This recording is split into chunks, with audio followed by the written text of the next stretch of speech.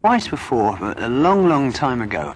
The first time ever was the first gig on the Mott the Hoople tour when we were supporting them, way back in prehistoric ages.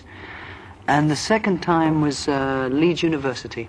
I remember it well because I damaged my foot quite severely on a table just before the gig, so I played it with much pain. Right. Being the drummer of the band, the drummer normally doesn't take as much part in the writing of songs, but obviously you seem to have a great deal of involvement in the writing of Queen stuff. Why is that?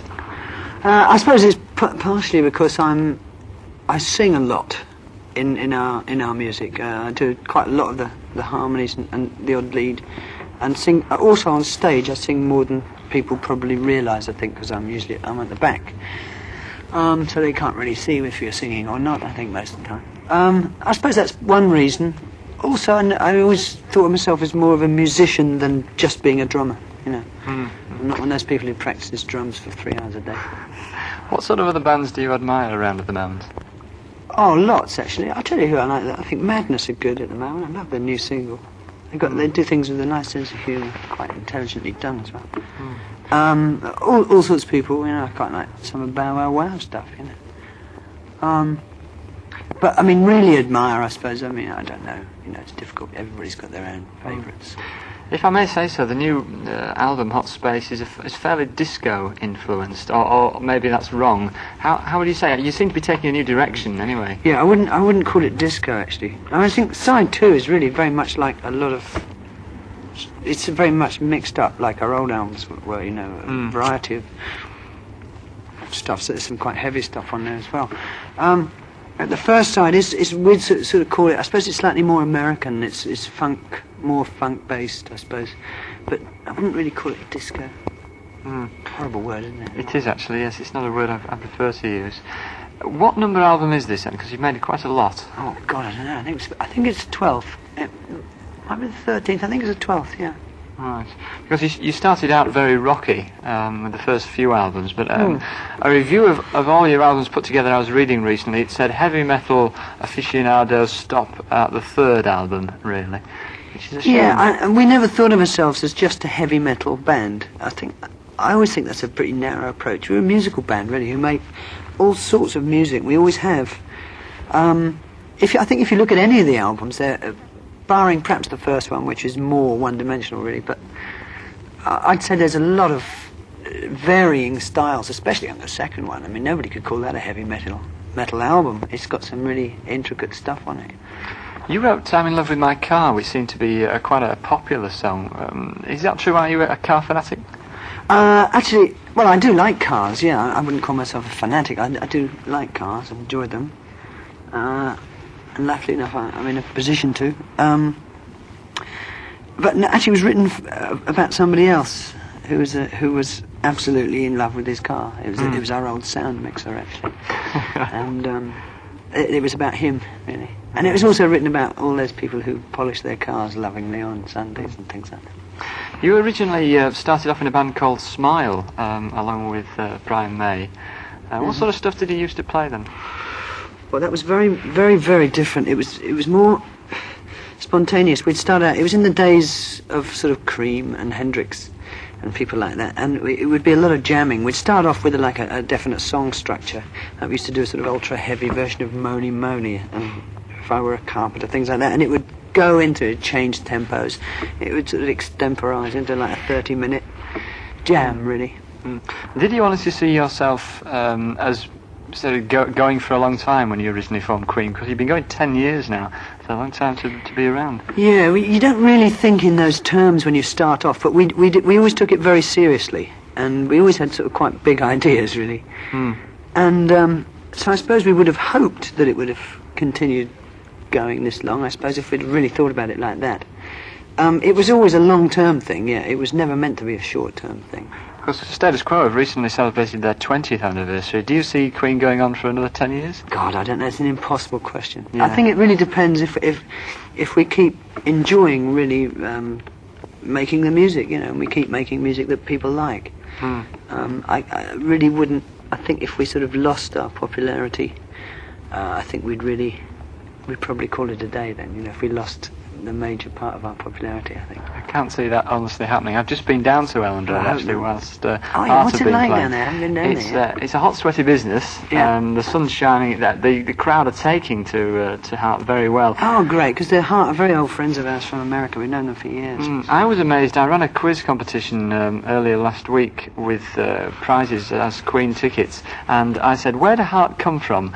People were saying, Birmingham, Manchester. They thought they were an English band. Really? Yeah, from There's Seattle. There's a great deal of ignorance about that particular band, which is a shame, really, because they're a highly talented bunch. Oh, they're very good band. Yeah. They used to have very heavy Led Zeppelin influences, but I think perhaps they're going away from that now. I don't know. Turning back to your band, how did you get involved in composing the soundtrack to Flash? Well, we were asked. No, actually, we got offered quite a lot of film soundtracks, and that was the only one which really interested us. And we thought it was an interesting sort of blend of sort of comic science fiction and sort of rococo, if you know what I mean. It's difficult. It just seemed like an interesting project to get involved with. So we thought if we do a film, soundtrack, this seems like one of the more interesting ones to do. How long did it take you to make Night at the Opera? Oh God, bloody years. No, actually, I think it took about 5 months. Is that all? Yeah. Because it's an incredibly complicated album. Yeah, it was ridiculously hard work. At one point we were using like 3 studios, and we were all finishing off different things in different studios to get it finished. Because you have your own studios in Switzerland, I believe, don't you? Yes, Mountain Studios in Switzerland. Yeah. And you obviously, I believe, a number of top-line bands that you also use that studio. Yeah, in fact, Status Quo just finished their 1982 album there, and they liked it a lot. Well, they said they did. And a lot of people use it. I mean, Bowie uses it quite a bit. He lives nearby. Every time you play, there's always a bit of conjecture as to whether Bowie's going to appear on stage to do Under Pressure with you. Do you actually do Under Pressure on stage without Bowie? Yeah, we do actually. I'm afraid I have to do his bit. I have to do the... It's the turn! It's very difficult. It's a bit low for me, but yes, I have to do that bit. He might come on one day, but I know he's not here now. In fact, I've lost his number. I lost my phone book the other day. Oh, no. Yeah, you're only doing, as far as I'm aware, 3 dates in this country. Why is that? Is it lack of venues? Actually, it's 4. 4. Well, because we're doing 2, I believe, in Edinburgh. Well, no. We were going to do, nobody knows this, but we were going to do the Albert Hall in London as a sort of very sort of quick gig, but the Albert Hall agreed to let us put our stage and our equipment in there. Then they just turned around the other day and said, "I'm sorry, you can't bring those lights in here. You can't hang them at all." So we had to cancel it. But it was never put on sale, so at least nobody was sort of hurt in that way, I heard a rumour that this tour is costing you something in excess of $2 million. Is that right? I really don't know. I couldn't tell you. I hope we break even on it. It's not very nice to lose money on tour. It's obviously a big investment, a tour like this. If somebody gets ill and we have to cancel things, it's an awful lot of equipment and road crew and everything, and trucks and buses and whatever that have been sort of invested in. But we're nearing the end of this European tour now, so it's all been going very well. And where do you go after this? After we do Milton Keynes just outside London next week, I think we take a short break, I think, and we then go to America.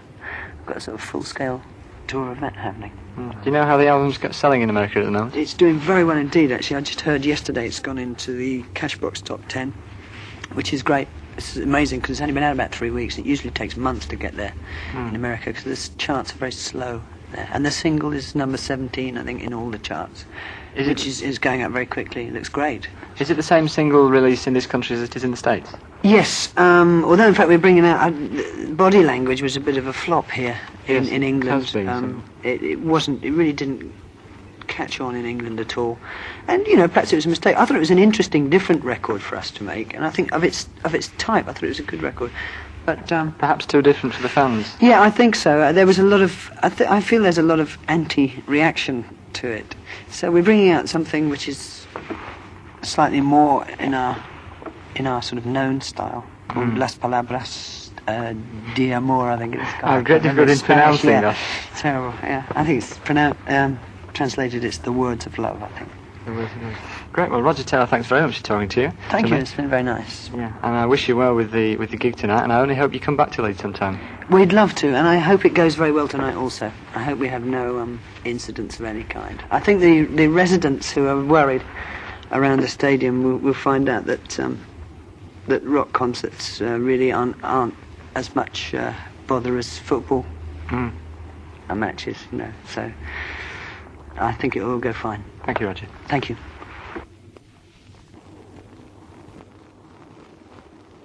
Welcome back.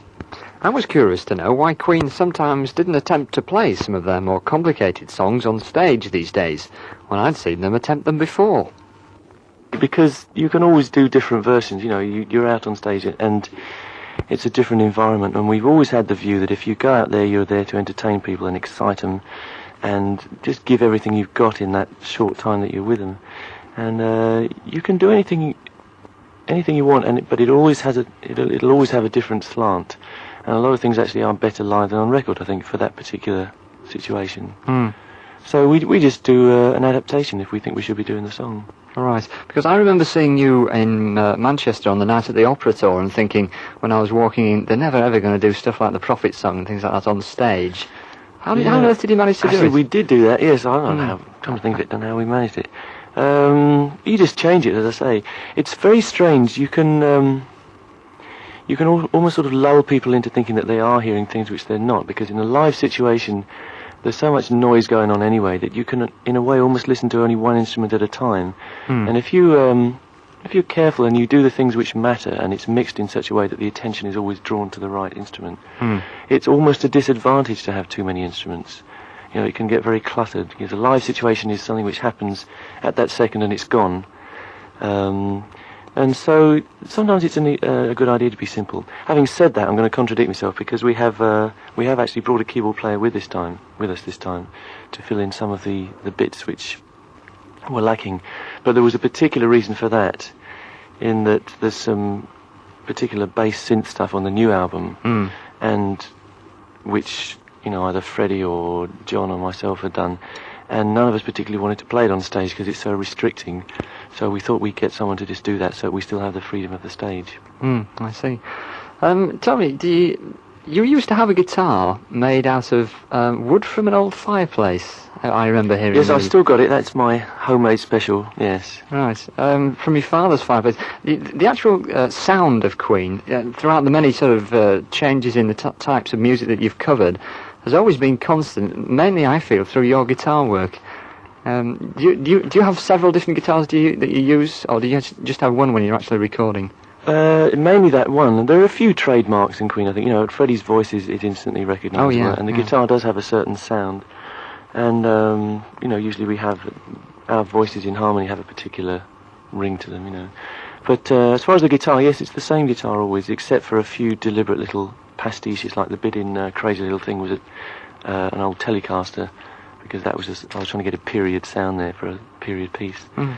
I was amazed to hear you doing rock and roll actually on Crazy Little Thing, because it's a very poppy number.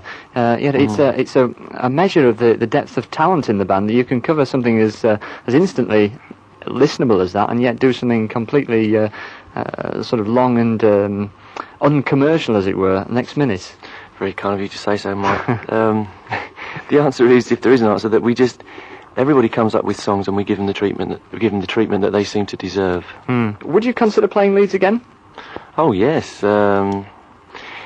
Leeds is a problem the same way as London, actually, in that it's hard to find the right place to play. It would be nice to find somewhere that had about 5,000 seats and a good sound. That would be the ideal place, and I think a lot more people would come, because it's known to be a good audience up here. This is, it's much more fun. I shouldn't say this really, but it's much more fun to play up here in the north than it is in London, because people actually appreciate you more in a way. I noticed it coming here this time. People actually are so pleased to see you that you feel good. They don't just say, oh yeah, we had so-and-so last week, we had so-and-so tomorrow. There tends to be that attitude in London, doesn't there? there? Yeah, I mean, I can say that because I come from there, and there is that sort of feeling, oh yes, we have him tomorrow and him the day after. But this feels like an event, and I'm really pleased to get back here after all this time. I have some connections here, as you know. Yeah, some family in Leeds. Yes, I've acquired some roots, because my wife comes from here. I have an amazing mother-in-law here who feeds me up, makes me full of energy. You're only doing 3 concerts in this country on this particular tour, aren't you? Why is that? Yes, well, it was attempt to cover the country in the best way we thought. We wanted to do some big gigs because we've never actually done them, with the exception of Hyde Park many years ago. We've never done the large outdoor gigs in England. We just thought we'd give it a try. We had all kinds of problems. I don't know if you heard, because we wanted to do Arsenal football ground. Yes, I did hear something about that.